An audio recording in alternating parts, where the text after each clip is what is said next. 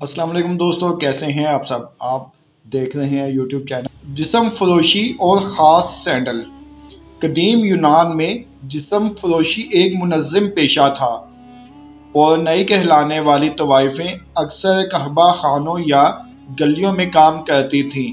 ये तवाइफ़ें गाहकों को मुतवज्जा करने के लिए ख़ास सैंडल पहनती थीं जो ज़मीन पर चलने से मिट्टी में निशान छोड़ जाते, जिसका मतलब होता मेरे पीछे पीछे आओ।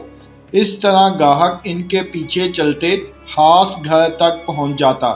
कदीम यूनान में जिस्म फरोशी न सिर्फ काबिल कबूल थी बल्कि इस पर टैक्स भी आयद किया जाता था। आला तबके की तवाइफ़ें, जिन्हें हेटीराए कहा जाता था, तालीम याफ्ता होती थीं और अक्सर बाअसर मर्दों की सोहबत में रहती थीं।